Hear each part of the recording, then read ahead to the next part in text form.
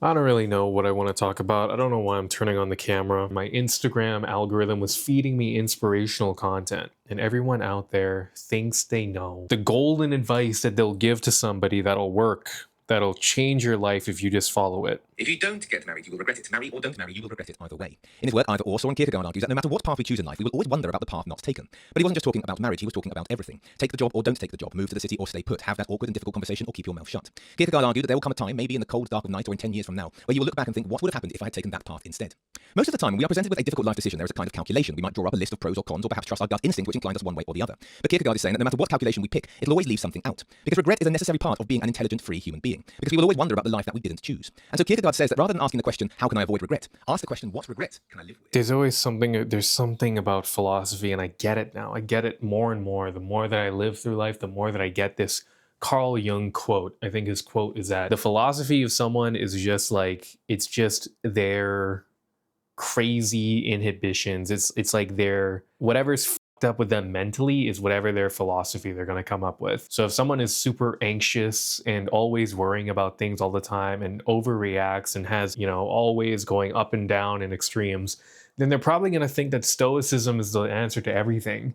If someone is super suicidal and super depressive and doesn't have like a inclination to wake up in the morning and do things, then they're probably going to relate with some sort of like nihilist form of philosophy, some sort of absurdism. If somebody is like super chaotic and disorganized and they don't really have a means of sitting down and thinking for a while, or like their thoughts and their natural instincts just lead them to an addictive lifestyle, then they might think that Buddhism philosophy, letting go of everything, is the way.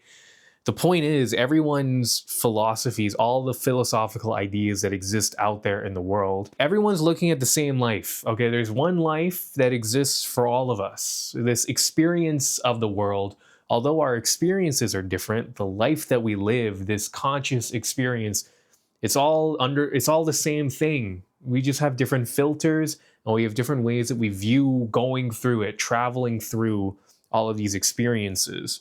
And philosophy, too many people get caught up on philosophy because they think that it's a way of looking at this universal life experience and distilling the ultimate truth that'll fix their life or provide the ultimate answer to what life should be, what life even means. But the thing is, none of those prescriptions are true. But there's a fundamental truth of sadness, of happiness, of joy, of grief, of anguish, of envy, lust, greed. These are like fundamental truths of the world. But the prescription, whatever you then say, the ought statement of like, do this, that is a bunch of baloney horse shit. And the only thing that will work is whatever you decide when living through your life. All the philosophies out there that exist, they're useful because they provide a framework. They provide like some descriptive words for what you're feeling, for what you're viewing in the world. So then it makes the things that you see and you experience, it makes them not seem crazy because you can relate to some extent with the philosophy out there. If you feel anxious all the time and you feel like, if only I didn't react this way, then things would be better, then you might latch on to stoicism because it gives a really good framework for like understanding the things that are going on in your life. But the prescription is always going to be different for every single person out there. No one's ideas of like what you should do are going to be correct, because the only thing that's going to work is whatever works for your life, and your life is so unique. The way that you operate is so unique. And probably the closest thing to prescriptions that you can do for your life are like the takeaways and the parables and the morals that are found in books like the Bible. Like there's certain Bible verses that are just so fundamentally true, and they pack in a prescription in there, like do unto others as you would have them do unto you. It's vague enough and it has enough room for interpretation to where you can almost get something that's more true out of that. And there's an idea that I think about all the time of like how stories are somewhat more true than like a straight up textbook of something. Like if I tell you a story about something, sometimes that story feels more true than if I just give you life advice. Like if I tell you the story of like Cain and Abel, or even the story of like, the prodigal son, these types of stories, they get across something that's so much more true than if you had just tried to sit down and teach the lesson in like well, if someone does this to you, then you should do this. and that is how it's going to be fixed, you know? There's so much temptation in like listening to someone who has a similar life experience to you and them giving you something that you can do and then doing that and hoping that that fixes your life's problems. But the problems in your life aren't going to be solved with a solution. The way that you're going to move past the problems in your life is by evolving and learning lessons from it and just moving through it. It's moving through those problems, just existing through them and being aware and understanding how you're reacting to them and creating your own philosophy, your own answers to these solutions. That's how you move past these problems in life. If you try to take what the advice that someone gives you of like, oh, let me follow a perfect morning routine, or let me try to optimize my health in this way, or let me have this specific type of relationship, or let me make these specific friends, or let me make this X amount of money, or work this specific kind of job. If you try to follow the prescriptions that other people are giving you, you're never going to actually find the answer to those solutions, because the solutions that people are giving you are either extremely unique to their experience or so broad that it loses any sort of meaning or any sort of mappability onto your life. So the answer to all of your problems are in you just living and moving through things.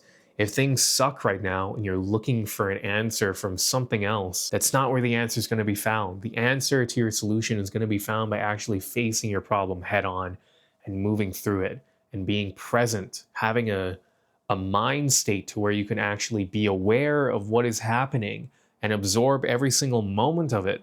All of the joys, all of the sadness, all of the anger, all of the bitterness, the resentment, the hate, the love. You have to be aware so that you can learn something from it, so you can create a lesson from it.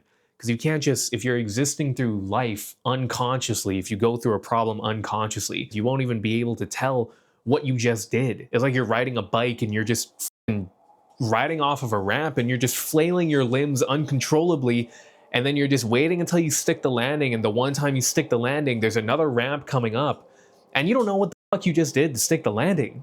So how are you going to do it again, right? And everyone's riding a different bike. You know, some guy might be on a skateboard and he might be like, bro, if you like grab the bottom of it and you fucking do a 360 flip, then you're going to land just fine. And you're looking at your bike and you're like, where the fuck is the bottom? What do you mean the bottom? There's a pipe here. Do I just grab this pipe and flick it around, and then you fall on your ass? And you keep trying to repeat that same thing that they told you, or you go to someone else who's driving a car and they're like, dude, just pedal to the metal and you know, that's it. And you pedaling to the metal and then your gear breaks on your bike and then you fucking spurt over and you crash on the side before you even reach the ramp. And you're like, what's going on? And so you try it again and you ask someone else, and maybe they're driving roller skates. So they're like, dude, you just got to put all the trust in your feet and you just got to, like, you know, have some sort of rhythm to it. So you do some sort of rhythm while you're going on your bike and you end up not picking up enough speed to even go off the ramp. You know, there's so much, everyone's working with a different vehicle. They're moving through life with a different vehicle and they have to overcome their obstacles in a unique way to them. And you might think that there are things that seem similar because both of you are, you know, facing the same obstacles. Both of your vehicles, maybe they're like very close to one another, but maybe you have a bike and another guy has a tricycle. That's pretty close. Or maybe another guy has a motorbike. That's pretty close to your bike, but it's not exactly the same. You know, maybe some guy has a unicycle.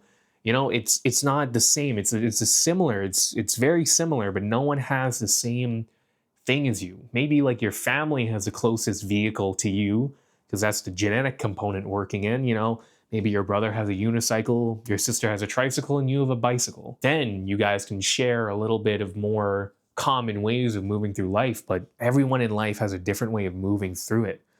And the only way you're going to overcome your obstacle and keep overcoming the infinite obstacles that is this obstacle course of life is you're going to have to just be aware of what you're doing. And when you get across it, just note down, what are some of the things that I went through? What are some of the pain? What's the good and the bad? And then you just take that in and you move forward, and you move forward better as a person. But stop trying to find these solutions in other people. You can take their other advice as like a good framework and you can try to apply it because, you know, there are some good things about just waking up early in the morning or getting enough sleep or having a good diet.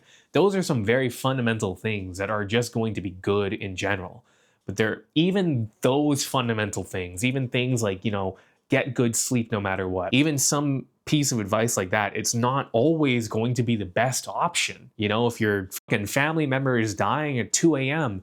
and you got to drive them to the hospital, having enough sleep is not the most perfect thing to do in that situation. Life is going to you up sometimes, and you're going to have to alter your course. You're going to have to be malleable. You're going to have to be adaptive. But that's what life is. You're just going to have to be adaptive, and you're going to have to move through it. And you're going to have to recognize that your life experience is incredibly unique. And so the only answers that you're going to find are within you, going through your life, feeling it through, and then reaching the end. That's it. And hopefully you can uplift other people on that journey as well. But you got to go through it. You got to come up with the solutions on your own. You're not going to get it from following other people's advice, other people's words of wisdoms, other people's prescriptions. That's just foolish. It's not going to work. They're not living your life.